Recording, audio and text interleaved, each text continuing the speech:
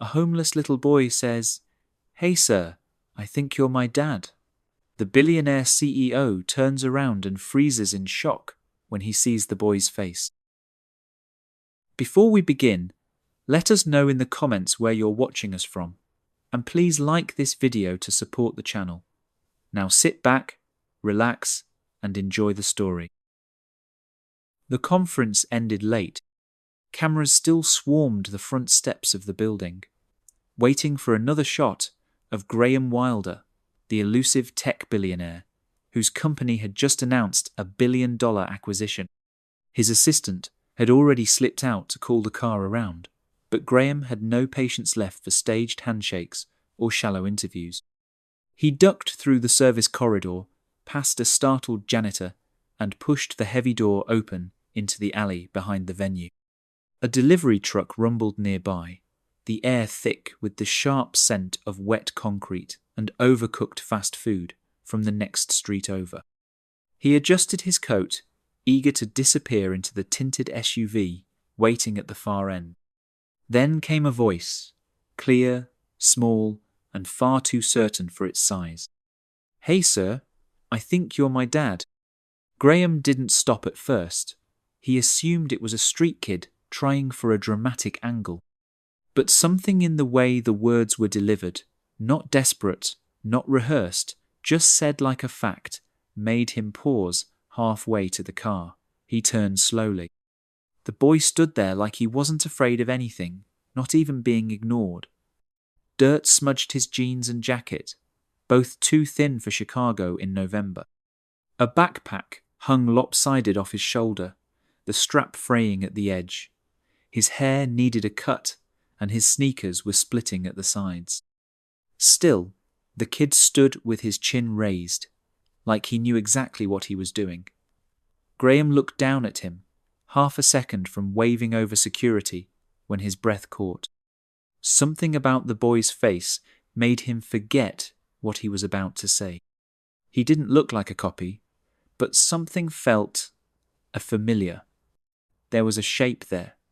Not a resemblance you could easily explain, but something that pulled up a memory Graham hadn't touched in years. He blinked. That couldn't be right. It was a coincidence, some trick of angle or lighting. Still, his hands had gone cold. Security had already stepped closer, sensing something unusual. One of them reached forward, murmuring to Graham, "Want us to move him along." The boy didn't budge. "My mom used to talk about you," he said, as if this were just a conversation with a guy at the grocery store. "She said your name was Graham. She had this picture of you. Used to keep it by her bed. She'd cry sometimes when she looked at it. Said you disappeared." Graham stared. Another guard moved in, but Graham raised his hand slightly. "Wait." The boy gave a shrug, not like he was trying to guilt-trip anyone, just explaining the facts. "She lost the photo last year. We moved around a lot. But I remember your face. It looks like the picture, just older, less smiley." Graham stood there longer than he should have, aware of how ridiculous the whole thing looked. A man worth billions, frozen in an alley because a scrappy kid said something outrageous and then backed it up with calm logic. This wasn't how his life worked. He ran entire departments with a single email. He negotiated with people who wore suits worth more than cars. He didn't get blindsided in alleys by children. He finally spoke, voice low. "What's your name?" "Ollie." "You have a last name?" "Montgomery." Graham's stomach gave a slow, strange turn. The name stirred something, but he couldn't place it yet. "And your mom's name?" "Callie. Callie James. She uses Montgomery now." That did it. The cold inside Graham spread all the way to his spine. Callie. The name had been locked in a part of his memory he didn't visit.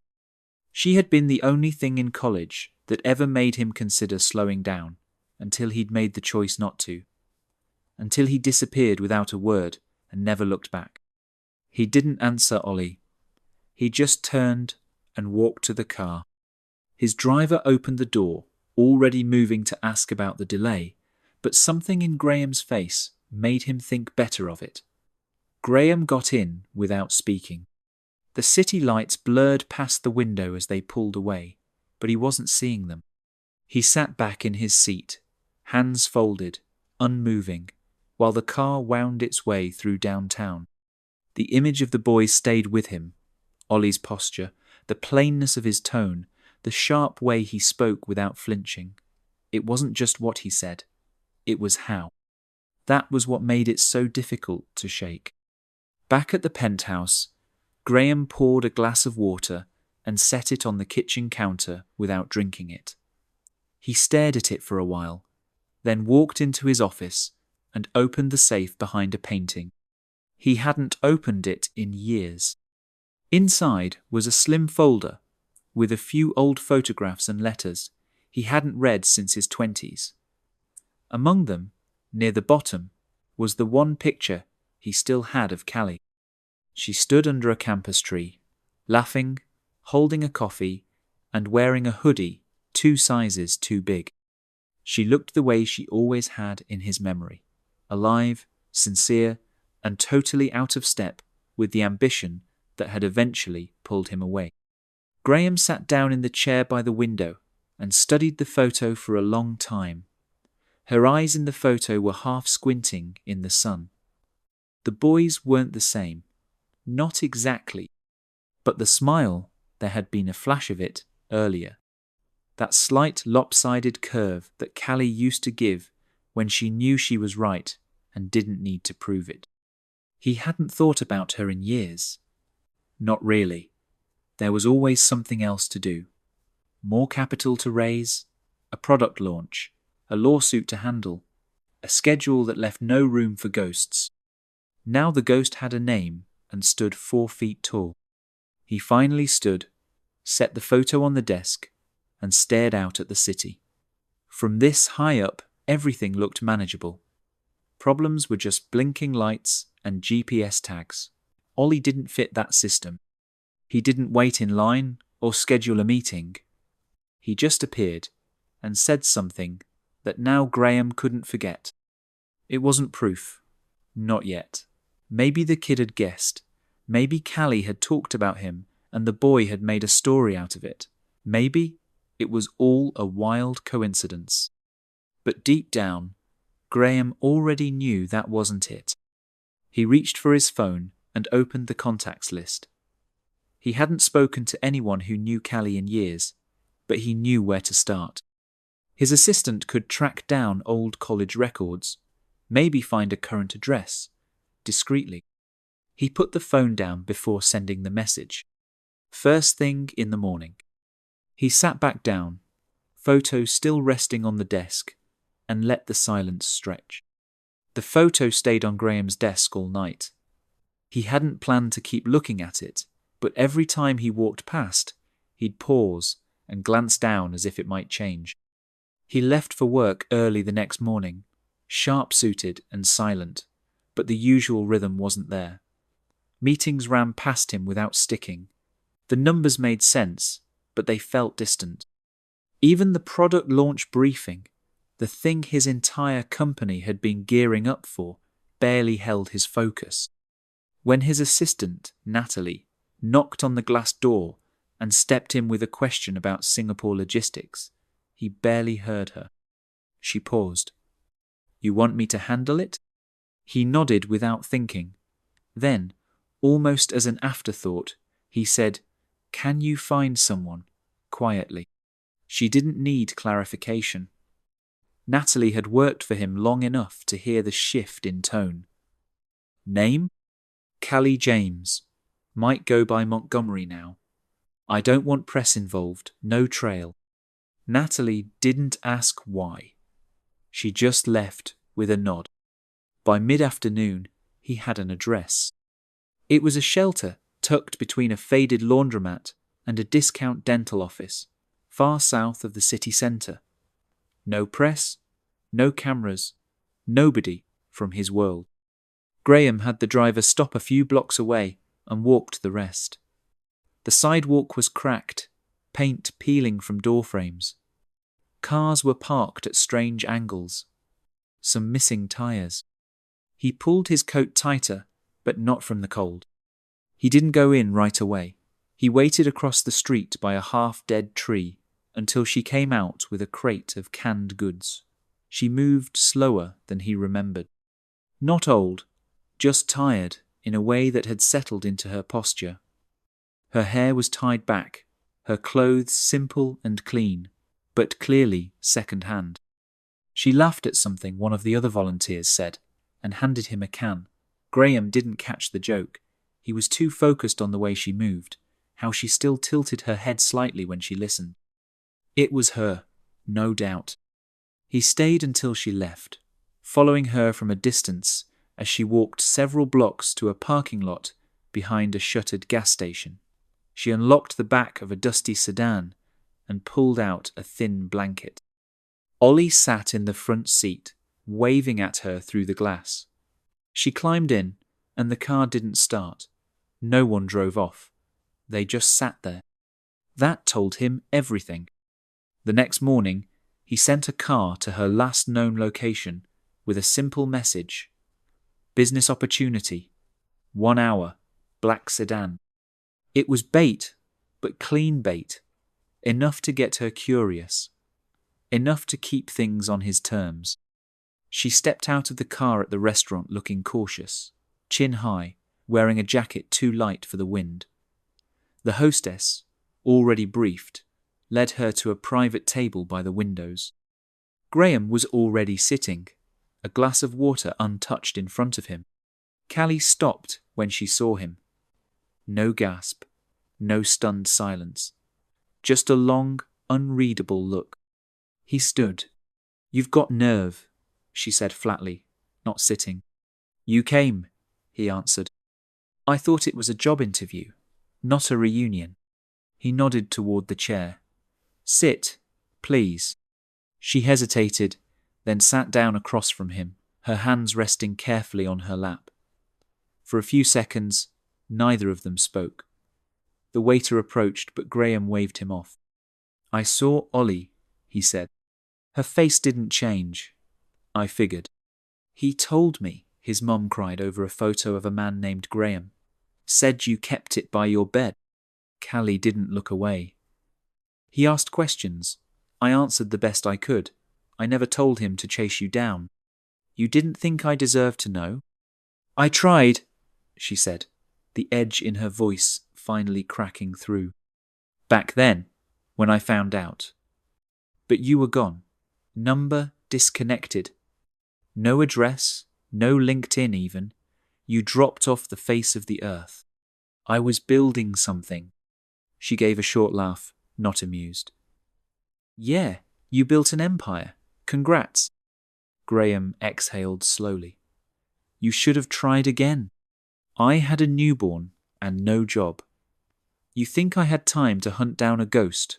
I had diapers to buy, rent to fake, and the one person I thought might give a damn had vanished without a trace. So no, I didn't try again." He leaned back. The conversation was sliding off the rails faster than he could catch it. "I didn't know," he said. "I know you didn't. That's what makes it worse." They sat there, quiet again. The sounds of silverware and soft music surrounded them, too polished for the weight sitting between them. "I don't want anything from you," Callie said finally. "I don't need money. I don't need a second chance for us. I came here thinking maybe I could land a desk job, something stable. That's all. You live in a car." Her shoulders tightened, but she didn't argue. "It's temporary. That boy, he's smart, sharp, too sharp." She looked at him. "Yeah, he is. Does he know?" "He knows who you are. What I told him was honest. I said I wasn't sure if you even remembered me. I said I didn't know if you were a good man now or if you'd changed. That it wasn't about the money. It was about what kind of person he might come from. And that maybe that mattered to a kid who sleeps in the back seat most nights." That quiet settled in again. Graham hadn't prepared for this. He thought he'd get answers, maybe confirm what the kid had claimed. But he hadn't expected this blunt truth, without bitterness or apology. Just facts, told plainly, like Ollie had done. He studied her for a moment. He's mine. I didn't get a test if that's what you mean. I don't need one. She didn't smile, but something in her expression softened. She opened her purse, pulled out a folded photo. It was creased at the corners, a little faded. She placed it on the table between them. The two of them, years younger, standing outside a campus cafe, her hand in his hoodie pocket, his mouth mid-laugh. He found this a year ago, wouldn't stop asking. He picked up the photo. His thumb brushed over the image without meaning to. I should have called you when I had the chance, he said. Yeah, you should have. The waiter approached again.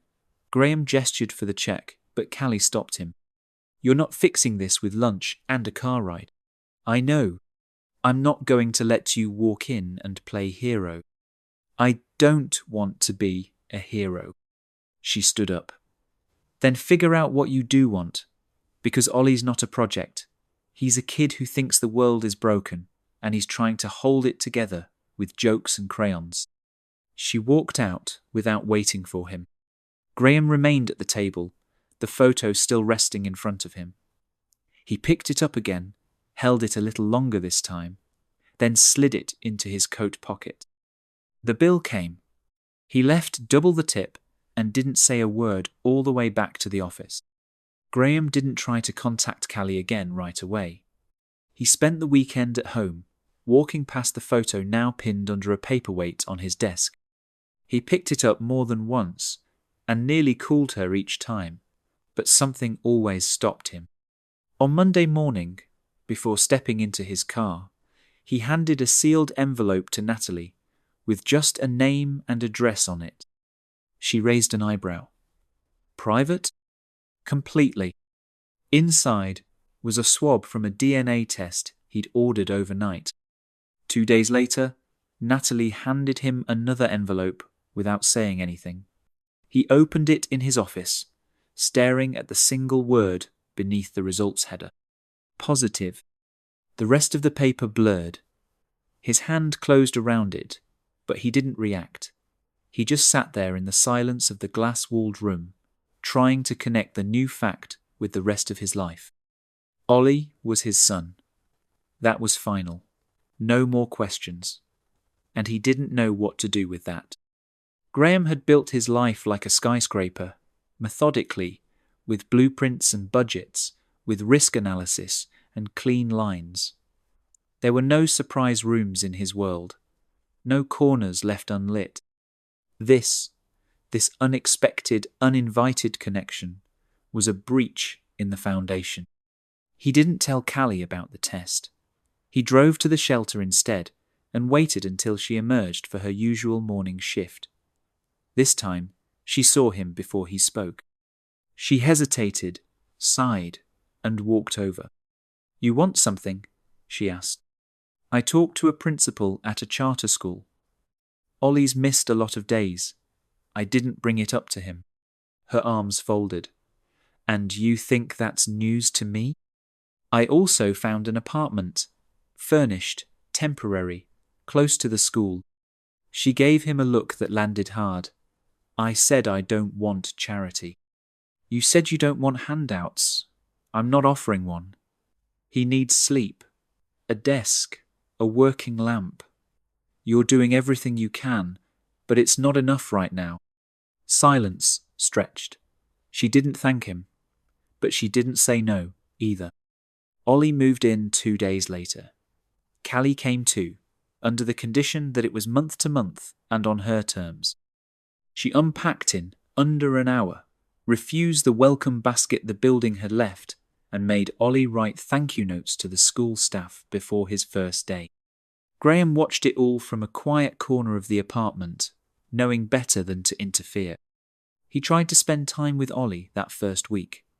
He brought him a tablet, a remote-control drone, a pair of sneakers with lights in the soles. Ollie tried each one out briefly, then went back to the second-hand books his mom had picked up at a church sale. One evening, Graham offered to show him around the mansion. Ollie frowned. The one with the robot house? It's not a robot. It's an automated system. Ollie shrugged. Still boring. Everything's so quiet. It smells like batteries and glass. Graham didn't know how to respond to that. He took the kid on a tour anyway, pointing out features like voice-activated blinds, touchless faucets, self-stocking fridge software. Ollie nodded politely, then asked if there were any secret passageways or dragons. When Graham said no, the boy gave him a look that suggested deep disappointment. He wasn't disrespectful, just unfiltered, unaffected. Graham had pitched to some of the toughest investors in the country, but none of them had made him feel this unsteady. The next morning, in a board meeting about overseas expansion, one of the VPs brought up automation timelines. Graham half heard it, distracted by the memory of Ollie standing in the echoing kitchen, asking if rich people ever get tired of eating foods with silent letters in their names. The other execs waited for his approval. He blinked, nodded, and told Natalie to schedule a follow-up. As the room emptied, he sat still a little longer than usual. That week, he called in a favor and got Callie an interview at a mid-sized non-profit specializing in urban literacy. She nailed it, of course. He didn't tell her he was involved. He just waited to see if she'd mention it. When she came home that night, holding a folder and trying not to smile, he kept his mouth shut. He started visiting more, sometimes just to drop off pizza or ask if Ollie wanted to play a game. They never got through a full one.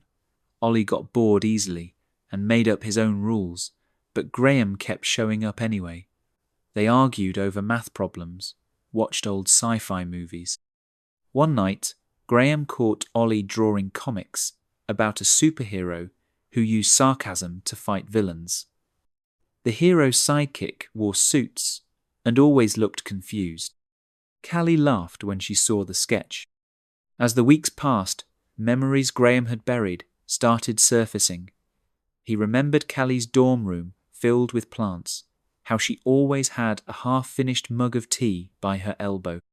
He remembered why he had fallen for her, because she was unafraid to call him out, because she didn't care that he skipped parties to write code, because she saw through the ambition to something he hadn't yet become.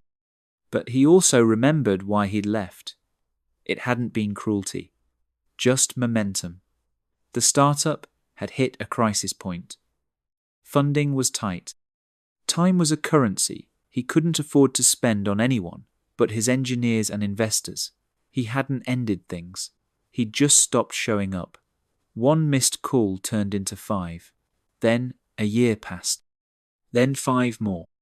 Now Ollie sat at the kitchen counter, his legs swinging under the stool, rattling off trivia about outer space like he was hosting a talk show.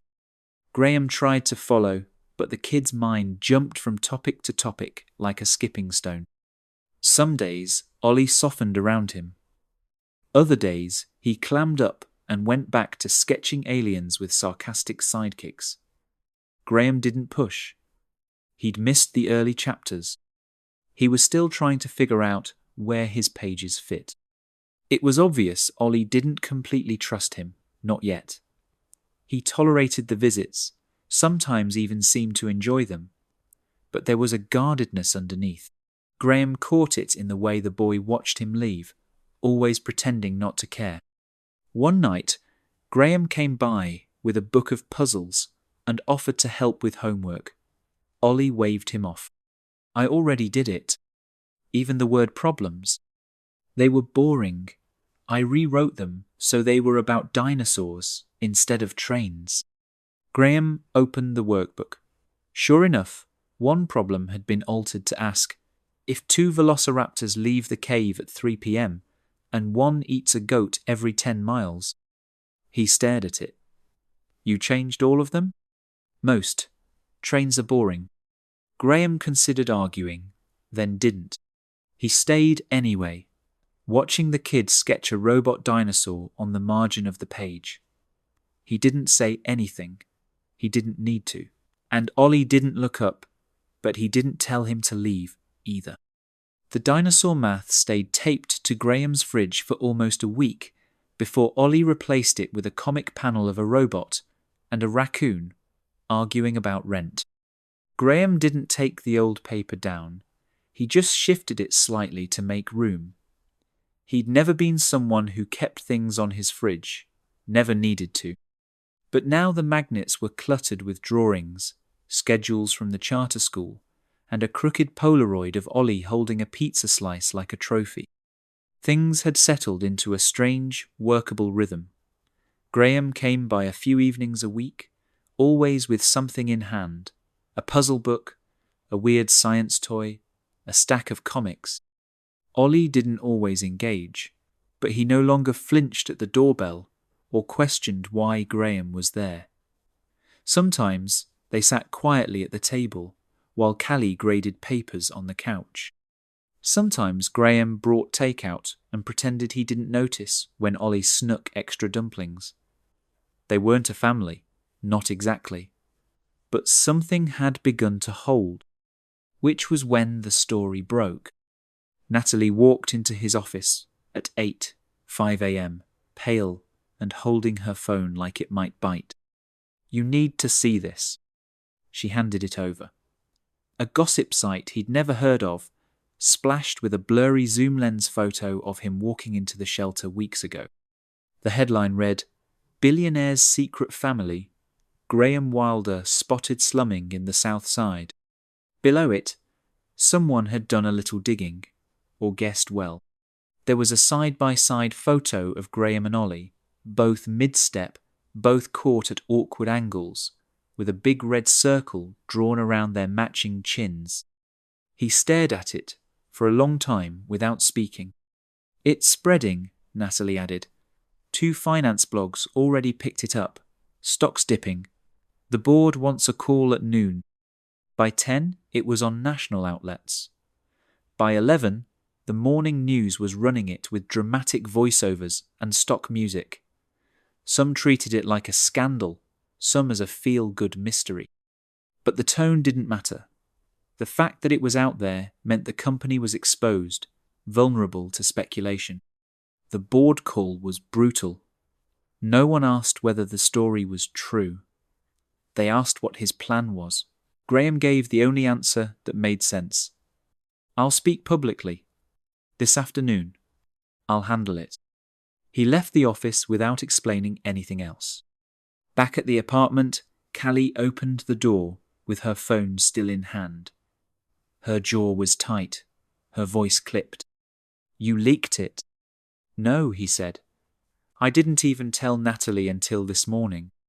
"Then someone followed you. Or Ollie. Or me." She looked ready to throw something.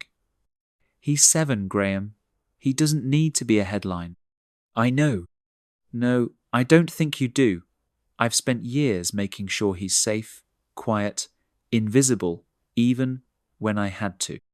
Now there are strangers putting his face online and speculating about his life like it's some soap opera subplot." He didn't defend himself, just stood there, taking it. "I'm fixing it," he said. Callie's mouth twitched, but she didn't argue. She stepped aside, and he walked in. Ollie was on the couch, staring at the television. His face was blank. A pundit on screen was talking about inheritance and secret heirs like it was entertainment. Graham muted it and knelt in front of him. "Hey," he said. "I didn't want this to happen." Ollie glanced at the screen, then back at Graham. "Are we gonna be rich now?" he asked. Graham blinked.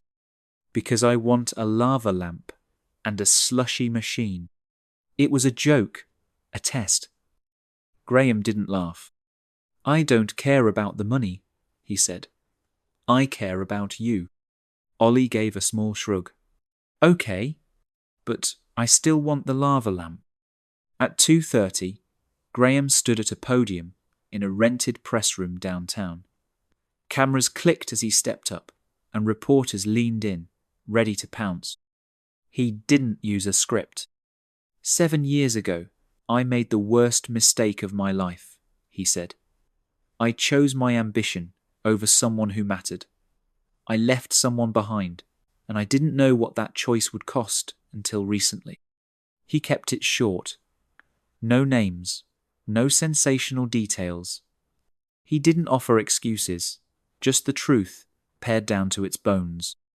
When he finished, he nodded once and left without taking questions.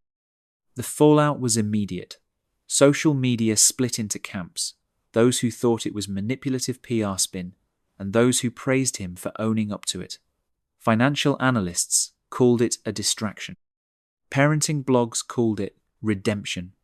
Graham didn't read the comments. He turned off the alerts and went back to the apartment. Callie was in the kitchen when he came in. She didn't speak, but she didn't look away either. Ollie sat at the table, eating cereal out of a mug and colouring something with red marker. He looked up as Graham walked in. "Hey, Dad?" The word landed like a punch, but not a painful one, more like a hit that took the wind out of him. Then Ollie added, "Don't get used to it." Graham let out a quiet breath and nodded, "Fair enough."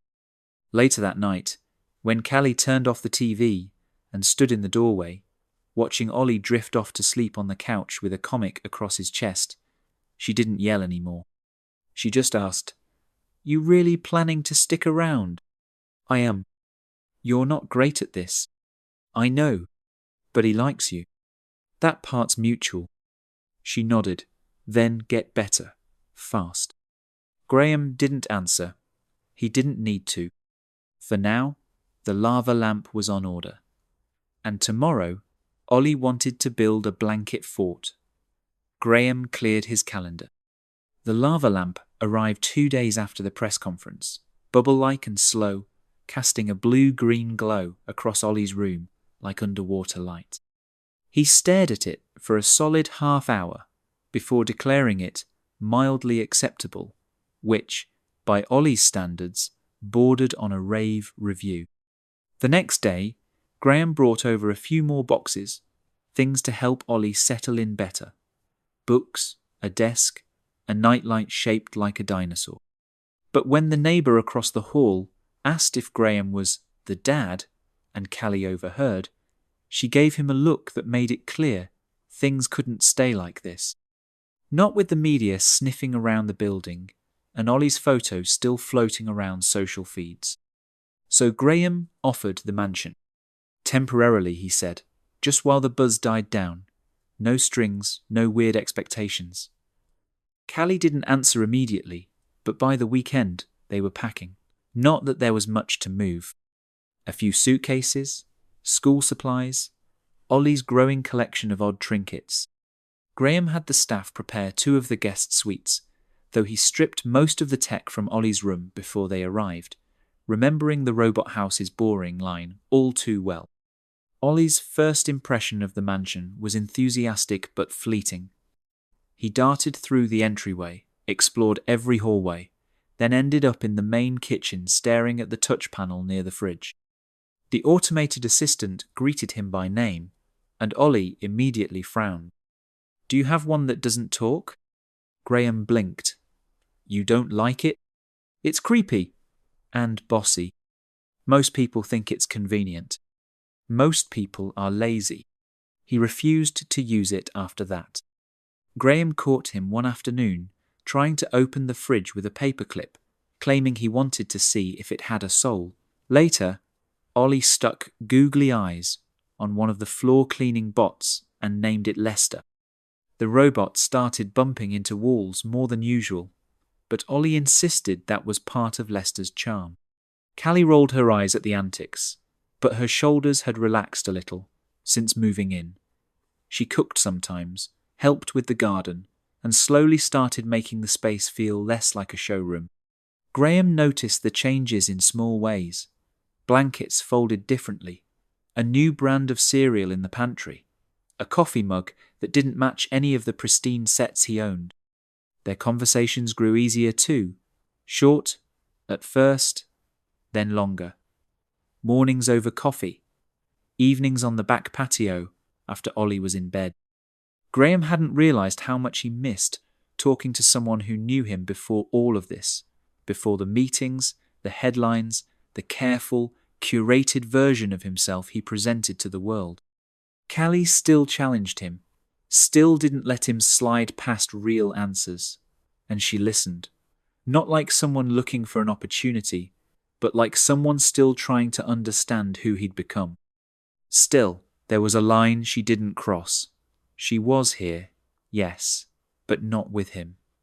And he could feel that line every time they stood a little too close, for a little too long, and she pulled back. To keep Ollie engaged, and partly to understand the boy better, Graham invited him to spend a day at the company. At first, Ollie looked sceptical. "I'm not wearing a tie." "You don't have to." "Can I bring Lester?" "No." Ollie grumbled but agreed. Graham cleared his morning, instructed the office staff not to hover, and brought him in through the garage elevator. They toured the labs first, then the design floor. Ollie asked endless questions about the coding teams, grilled the hardware engineers about power sources, and offered his unsolicited opinion that the company's voice assistant should have a pirate mode. The highlight of the visit came during a pitch meeting. A team of junior execs presented a flashy but shallow app redesign, filled with jargon and diagrams. Halfway through, Ollie leaned over to Graham and whispered, "These guys are selling invisible pants." Graham tried not to smile. At the end of the presentation, the lead designer looked at Ollie, trying to be polite. "So, what do you think?" Ollie didn't hesitate. "It looks cool, but what does it do? Like, actually?" The room fell quiet. Someone coughed. The presenter blinked.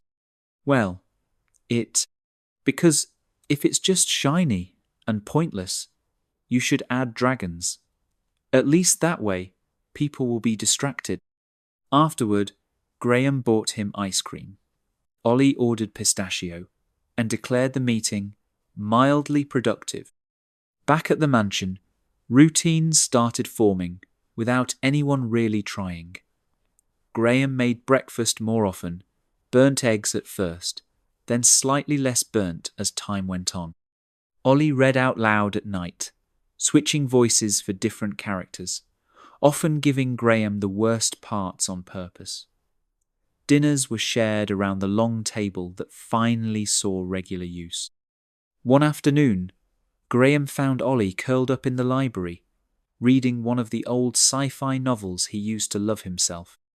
He didn't say anything, just sat nearby with his laptop and let the quiet stretch out comfortably. School was going better too. Ollie's teachers reported improvement.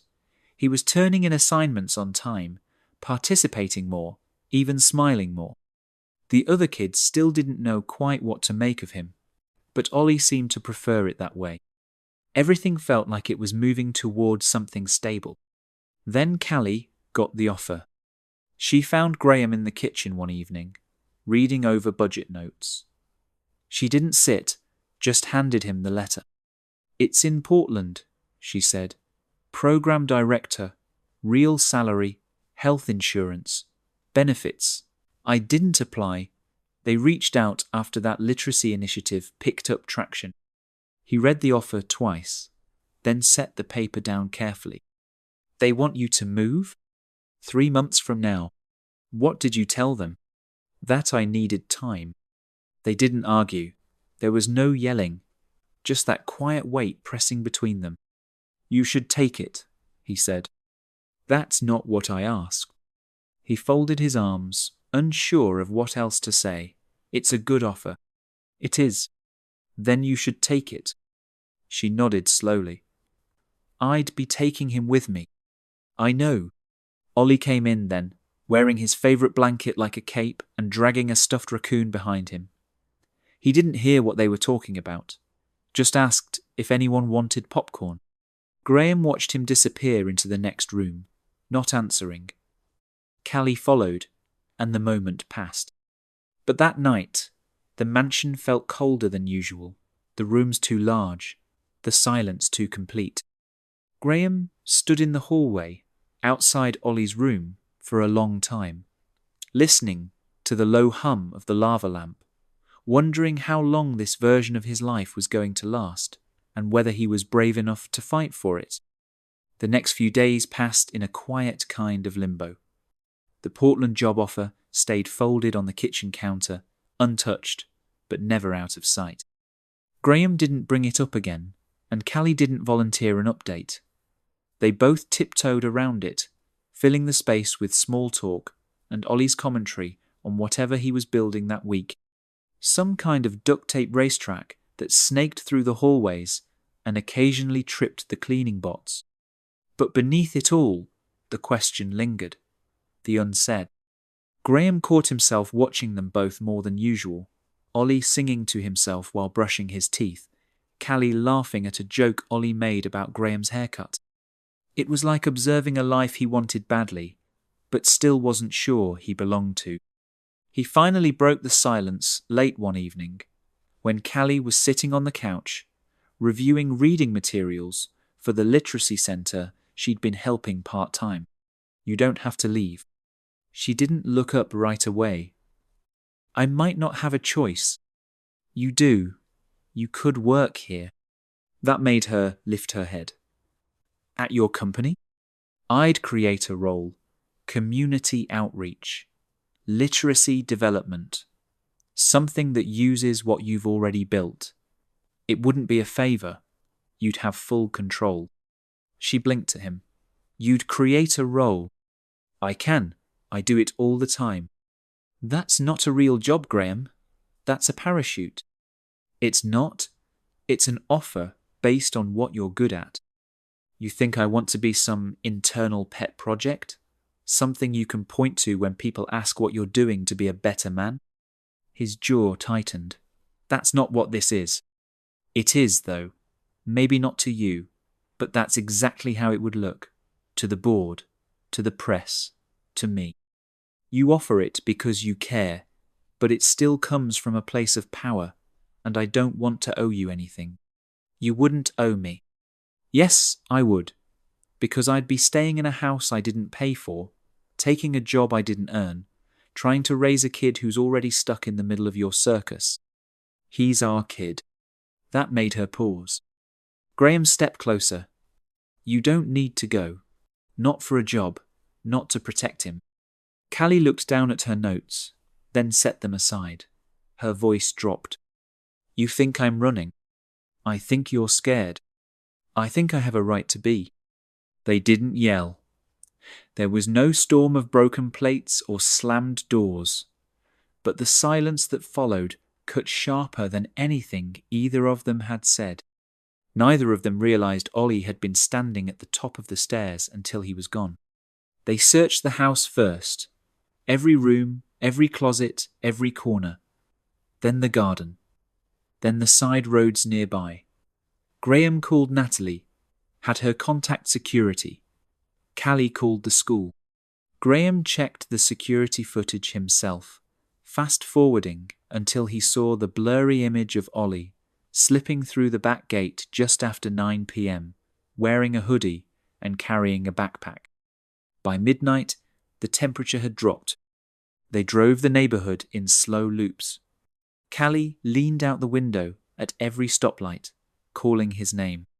Graham scoured the alleys and bus stops, then the corner store Ollie liked, then the old playground near the apartment where they used to live. Nothing. The police were notified, but their response was measured. Give it a few more hours. Kids do this, especially when there's stress at home. It wasn't until nearly dawn that Graham thought to check the old park by his office. It wasn't close, but it was familiar. Ollie had visited it during one of their company days, and Graham remembered the kid spending nearly half an hour inside a plastic tube slide, pretending it was a spaceship. The park was mostly empty at that hour. The grass still held frost.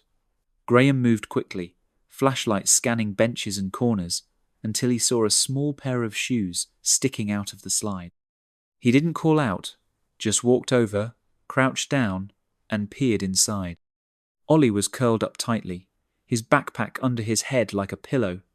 His nose was red, his hands shoved into the sleeves of his sweatshirt. He blinked when the light hit him, squinting hard. "You found me," he mumbled. "You made it hard." Ollie didn't move. "Am I in trouble?" "No." "I heard you guys. Fighting." Graham sat on the grass beside the slide. "We weren't fighting." "You were mad." "We were scared." Ollie didn't answer. A car passed on the road beyond the park, slow and quiet. Graham pulled off his coat and held it out. "Come on, it's freezing." Ollie shuffled forward slowly, dragging the backpack behind him. Graham wrapped the coat around his shoulders and held on to him for a minute longer than necessary. "I thought you were going to leave," Ollie whispered. "We're not going anywhere. Not without you." Back at the mansion, Callie was pacing near the door. When she saw them, she didn't speak, just crossed the room and dropped to her knees, pulling Ollie into a tight hug without a word. He didn't squirm or joke, just stood still, face pressed against her shoulder. Later, when Ollie was warm and dry and asleep in Graham's bed, Graham sat in the hallway with his back against the wall, staring at nothing. Callie sat across from him. "He thought it was his fault," she said quietly. "He thinks everything is. He shouldn't have to. No, he shouldn't." They sat there a while longer. "I don't know what I'm doing," Graham admitted. "Welcome to parenting. I wanted to do better this time. I still do, but I'm scared I'll mess it up worse." Callie leaned her head back against the wall. "You probably will. That's kind of how it works." He let out a breath. "I used to sleep in the back room of a convenience store," he said. "When I was 9, my mum worked night shifts. The guy who owned the place let me crash there so she wouldn't get fired for dragging me along. I read comic books by the soda fridge. Some nights I didn't eat. I told myself I'd never let my kid grow up like that." Callie looked at him then. "I didn't know that," she said. "Didn't want you to." "Why tell me now?" "Because I want him to know who I really am. Not the version he sees on the news. Not the guy with the mansion and the robot fridge. Just the guy who got out of a small life and doesn't know how to do this but wants to learn." She didn't say anything at first. Then she stood and walked over, held out her hand. "Come on," she said. "We're both running on fumes." Graham took her hand and followed. That night, he sat on the edge of Ollie's bed while the boy blinked sleepily at the ceiling. Graham didn't read from a book. He didn't tell a joke. He just started talking. He told Ollie about the store, about the soda fridge and the comic books, and the way the world looked different when you were hungry. He didn't dress it up or down, just told the truth. Ollie listened, silent, until Graham was done. "I think you're better now," he said softly. Graham rested a hand on the blanket. "I hope so." Ollie reached for the nightlight, switched it off, and rolled over. "You still need more dragons in your app." Graham smiled in the dark. "I'll work on it." The night after Ollie was found in the park, everything shifted. Nothing dramatic, just small changes, quiet ones. Graham started waking earlier to be there when Ollie got up for school, even if it meant pushing meetings later or rescheduling calls. Callie began lingering longer in the mornings, accepting coffee in the kitchen instead of racing out the door. And Ollie, still himself, still funny, still impossible, started keeping his backpack packed without needing a reminder. It was like the three of them had stepped into a version of their lives that had been waiting in the wings, unfinished but ready.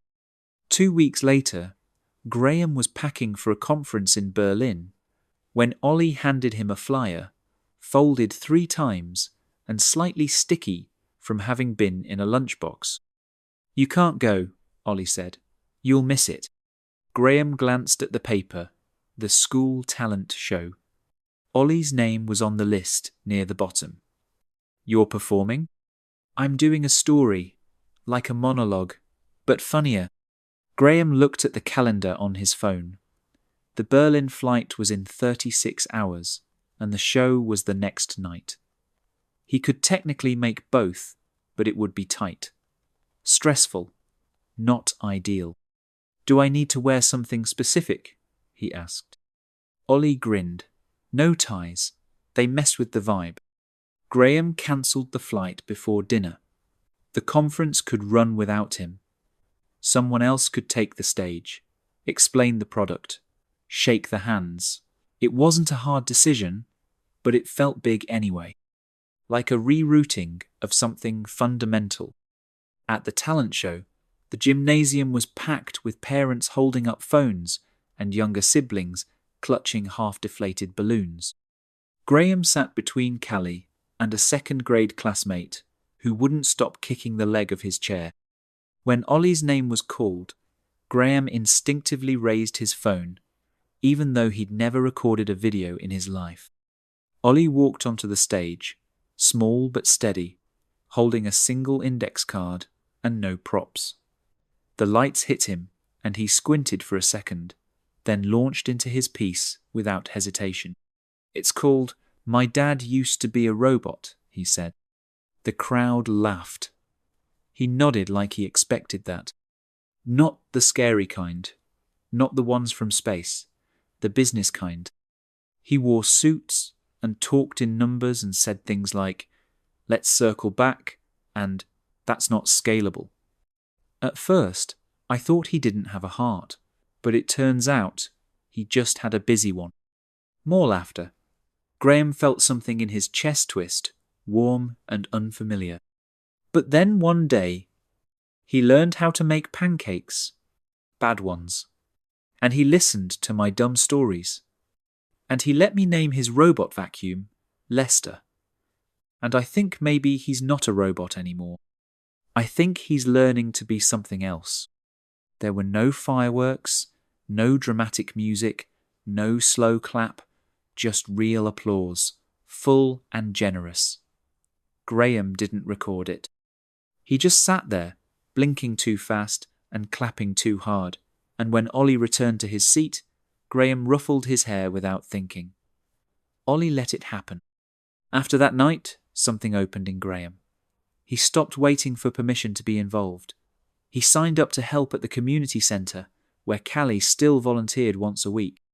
It started small, an hour here, a budget suggestion there. But then he began showing up regularly, tutoring kids in math, helping a few teens build resumes, even fixing the printer when it jammed.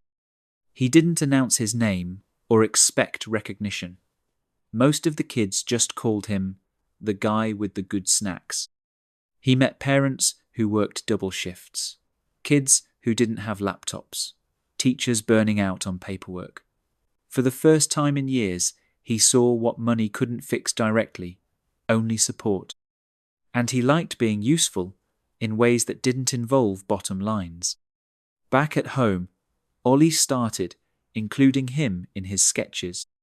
Graham became a recurring side character in Ollie's comic book series, a confused, suit-wearing inventor who kept accidentally building helpful monsters. Graham kept the drawings in his desk, even the ones that made him look like a potato with legs. Then one night, while Graham was helping with a science project involving baking soda and too much vinegar, Ollie looked up from the volcano and said, "Hey Dad, hand me that spoon." Graham didn't react at first. Not out loud. He just passed the spoon over. A beat later, Ollie realized what he'd said. He stared for a second, clearly debating whether to walk it back. Graham kept his tone light. "Yeah, buddy." Ollie didn't correct himself, just kept stirring.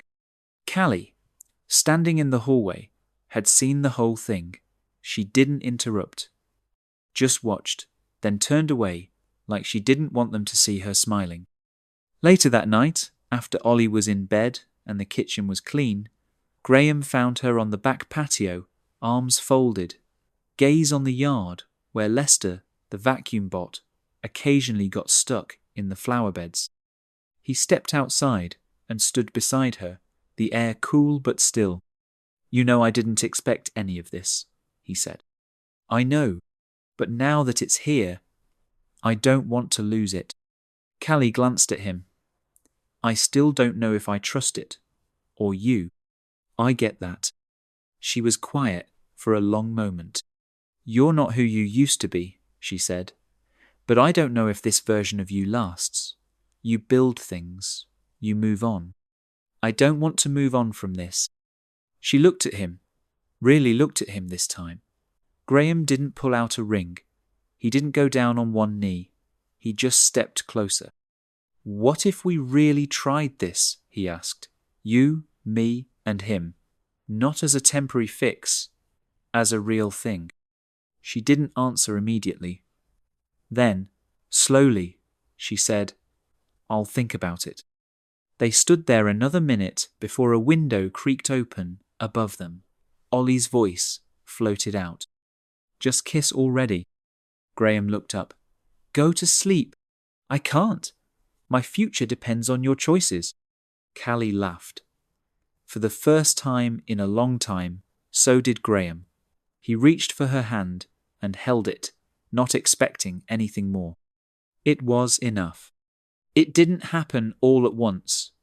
There was no dramatic announcement, no moving truck with a ribbon on the side, no countdown to a new beginning. It just slowly became real, this life they hadn't planned, but kept choosing anyway. A few months after the talent show, they moved out of the mansion and into a house near the edge of the city. Just far enough from everything to breathe, but close enough for Ollie to keep his spot at the charter school. The house wasn't big, not by Graham's usual standards, but it had a sunroom that Callie liked and a yard Ollie could run around in without triggering a motion sensor. They picked it together. Not the fastest buy Graham had ever made, but easily the most personal. The place came with creaky floors and an orange cat that kept sneaking in through the laundry room window. The previous owners had left behind mismatched gardening tools and a broken porch swing.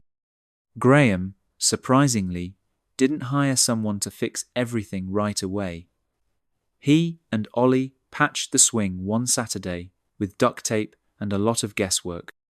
It held, barely, but Ollie declared it acceptable for dramatic brooding. Graham's company ran just fine without him working 15-hour days. It turned out that when he started trusting other people to lead, they actually rose to meet him. He stepped back from a few divisions entirely and folded a new one into the company's structure, a community-focused initiative focused on tech education, literacy programs, and early mentorship. It wasn't just a vanity project. He pulled from real experiences, real gaps he'd seen. He brought in Callie for input. She told him when his ideas were impractical and when he needed to stop using buzzwords. He listened. Callie's non-profit took off, fast.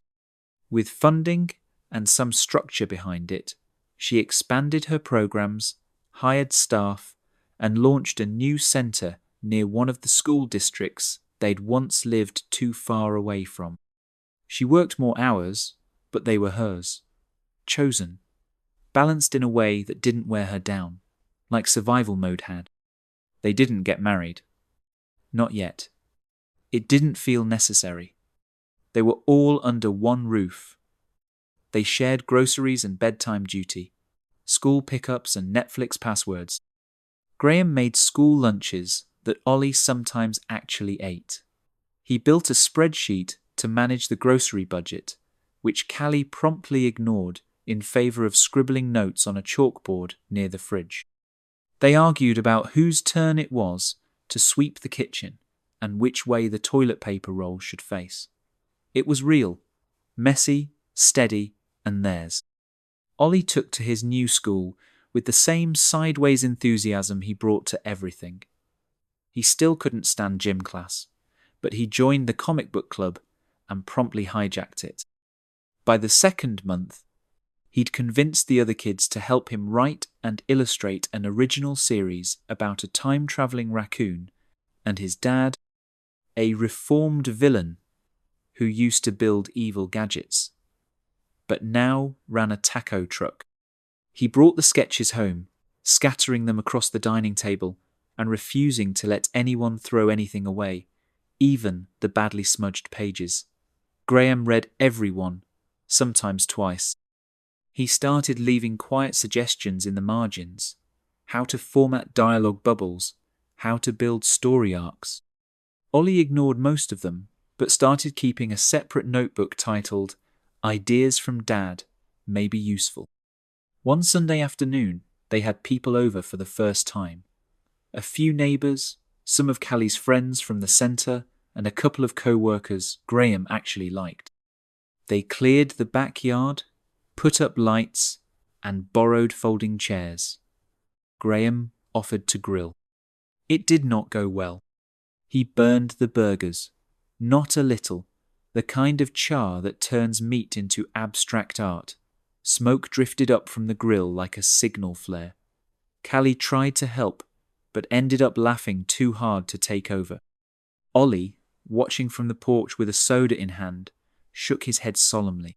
This, he said to no one in particular, is why you don't let former robots cook.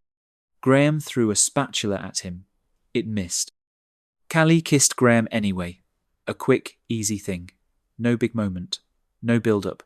Just part of the rhythm now. Later, after the guests had gone, and Ollie was pretending not to fall asleep on the couch, Graham cleared the table and found a stack of freshly printed pages by the door. Ollie's latest comic, this one titled How I Found My Dad and Saved Him. The cover showed a small, scrappy hero in a hoodie standing next to a tall man in a crumpled suit, both holding paintbrushes and a blueprint. A tagline at the bottom read, Based on a mostly true story. Graham flipped through it, page by page.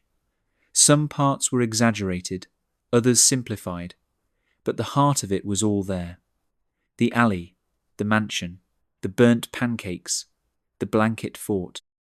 Even Lester made an appearance. The last page showed the two characters standing in front of a small house, a porch swing behind them, a cat curled on the steps.